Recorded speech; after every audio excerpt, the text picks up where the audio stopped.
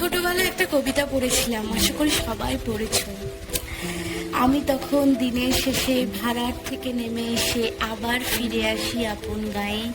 জানো না কি আমার পাড়া, যেখানে ওই খুঁটি গাড়া, পুকুর পাড়ের গাজন তলার বায়ে। ঠিক এই সময়টা হচ্ছে ঠিক সেই সময়টা, যেই সময় 4:30 বেজে ওঠে, ছেলেরা সব বাসায় ছোটে, হো হো করে উড়িয়ে দিয়ে ধুলো।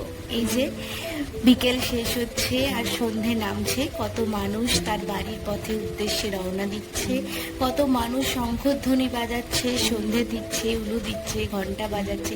এই সময়টা আমার ভীষণ প্রিয়, জানো তো। তোমাদেরকে একবার ভোরবেলার ভিডিও করে দেখাবো।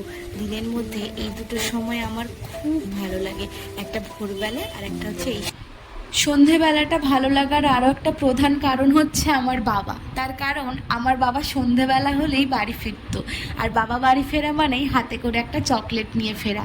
জানো, বিকেলবেলায় যখন রাস্তায় বা কোনো মাঠে খেলতাম বন্ধুদের সাথে, তখন মনে হতো আমি কবে বড় হব, আমি কবে অফিস থেকে এরকম করে ফিরবো। আর এখন যখন রাস্তা দিয়ে যায়, যখন ছোট ছোট বাচ্চারা রাস্তায় ক্রিকেট খেলে বা ফুটবল খেলে বা হইচই করে, আমার মনটা ভরে যায়। মনে হয় যে এরাও যেন এই সারল্যে ভরা শৈশবটাকে তারা যেন উপলব্ধি করছে। আমিও তাদের সাথে কিছুক্ষণ দাঁড়িয়ে দাঁড়িয়ে না সেই ছোট্টবেলার কথাগুলো মনে করি। তার কারণ ছোটোবেলা আমাদের সবার সুন্দর এবং সরলতায় ভরা একটা কাল, যেটা আমরা কাটিয়ে আসি আর যেটা খুব তাড়াতাড়ি চলে যায়। আর দেখো, এখানে কয়েকটা নতুনত্ব ফল আমার দাদা এনেছে, আর তোমাদের সাথে নেক্সট ভিডিওতে আমি আমার একটা এক্সপিরিয়েন্স শেয়ার করব। তার জন্য আমার এই ভ্লগটা তোমরা দেখবে, সেই ব্লগটা।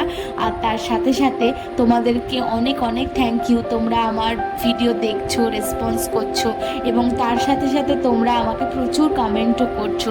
সবাই হয়তো এখানে কমেন্ট বক্সে করো না, কিন্তু আমাকে সবাই পার্সোনালি করো, আমি সেটা জানি। তার জন্য থ্যাংক ইউ সো মাচ। সবাই